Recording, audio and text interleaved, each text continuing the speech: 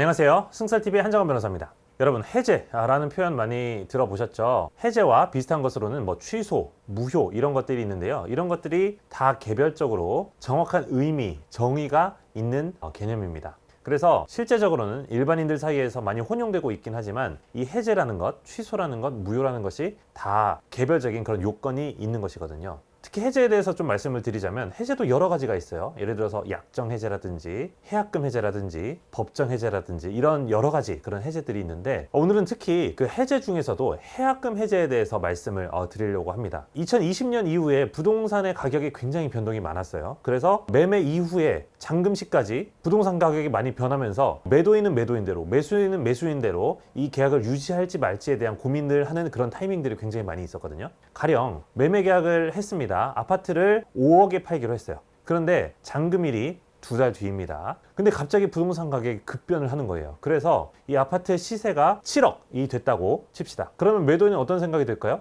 아깝잖아요. 2달 사이에 2억을 더 벌 수가 있었는데 그거를 날려버리게 된 거 아닙니까? 이런 경우에 많이 활용되는 것이 바로 해약금 해제 조항입니다. 보통 표준 그 부동산 매매 계약서에 보면은 매도인은 계약금의 배액을 배상하고 매수인은 그 계약금을 포기하고 그 계약을 해제할 수 있다라는 취지의 조항이 기재가 되어 있는데요. 이것이 바로 해약금 해제 조항이에요. 아까 말씀드린 그 사안에서 매도인 입장에서는 이 아파트를 7억 원에 딴 데다가 팔고 싶으니까 결국에는 본인이 기존에 받았던 이 5천만 원의 계약금의 2배인 1억 원을 배상을 하고 그 기존 매매 계약을 해제를 할 수가 있다라는 것이죠. 아니 그러면 또 매수인 입장에서는 굉장히 아깝잖아요. 사실은 5억 원에 살 거라고 생각을 하고 자금 계획이라든지 그런 것들을 전부 다 그것에 맞춰서 해놨는데 비록 계약금의 배액 배상을 받아서 5천만 원이라는 이익이 얻었더라도 똑같은 아파트를 사려면 어떻습니까? 1억이 더 필요한 그런 상황이 된 거잖아요. 그러니까 경제적으로 또 법적으로도 굉장히 혼란스럽고 어려운 그런 상황이 된다는 것이죠. 이거는 부동산 가격이 오를 때만 이런 현상이 있는 것이 아니고요. 반대로 부동산 가격이 폭락할 때도 이와 유사한 상황이 반대 입장에서 아주 자주 발생되는 그런 현상 중에 하나입니다.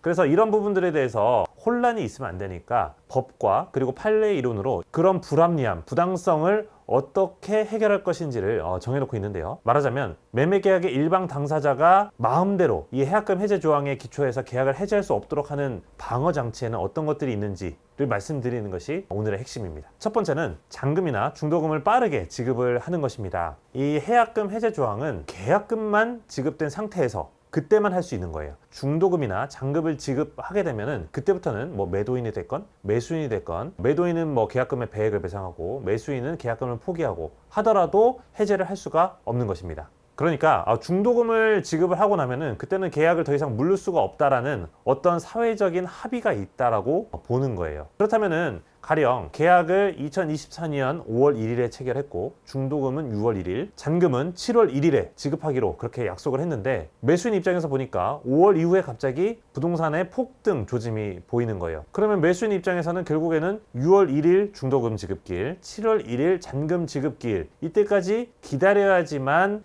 중도금과 잔금을 지급하고 매도인의 해약금 해제를 막을 수가 있는 것일까요? 꼭 그렇진 않습니다. 우리나라 법원 판례에서는 중도금 지급기일, 말하자면 아까 말씀드린 2024년 6월 1일이 도래하기 전에라도 그 중도금을 지급을 하게 되면 결국에는 매도인의 해약금 해제 조항에 따른 해제를 막을 수 있다라는 것이 일관된 그런 입장이에요. 그래서 이 매매 계약 자체를 유지하길 원한다라고 하게 되면은 폭등 그 시점에 있어서 빠르게 중도금을 마련을 해서 지급하는 것도 좋은 방법일 수 있습니다. 그러면 만일에 매도인이 연락이 안 된다. 중도금을 지급할 그런 계좌를 알지 못하겠다. 잔금을 지급할 계좌를 알지 못하겠다. 그럼 어떻게 해야 될까요? 그런 경우는 사실은 흔치는 않아요. 왜냐하면 매매 계약서 자체에 사실은 매도인의 그 계좌가 적혀 있는 경우가 거의 대다수이기 때문입니다. 근데 상황에 따라서는 사실은 계약금이 큰 금액이 아닌 경우에는 현금으로 거래를 하고 그 이후에 중도금, 잔금만 계절하는 경우도 있을 수가 있기 때문에 이런 경우는 좀 곤란할 수가 있는 것이거든요. 그때는 우리가 변제공탁이라는 제도를 활용할 수가 있습니다. 변제공탁이라는 거는 결국에는 채권자가 누군지 알지 못할 때 아니면 채권자가 채권액을 받지 않을 때 이런 때 채무자 입장에서는 채무를 변제하지 못함으로 인해서 발생하는 손해 이런 것들을 부당하게 부담하면 안 되니까 법원 또는 공탁소 같은 데다가 해당 금액을 공탁하고 변제한 것으로 본다라는 것이 이제 변제공탁의 제도인데요. 이 중도금이나 잔금을 변제공탁을 하게 되면 결국에는 매도인 입장에서는 그 해당 금액을 실질적으로 본인이 수령한 것이 아니라 하더라도 해약금 해제에 굉장히 곤란을 겪을 수밖에 없습니다. 이걸 매도인 입장으로 바꿔서 얘기하면 이렇게 되는 거예요. 만일에 부동산의 폭락 시점이다.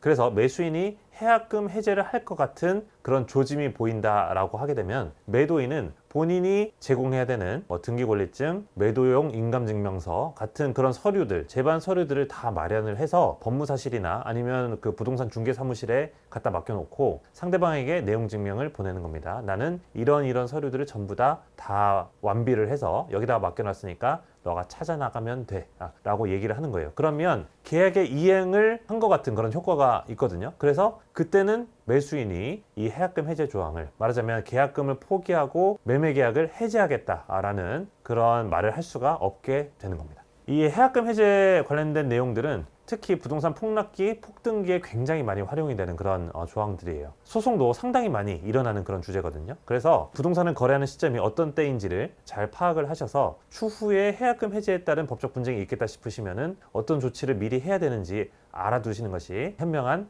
방법일 것 같습니다. 네, 감사합니다. 다음 시간에 또 재밌는 주제로 찾아뵙도록 하겠습니다.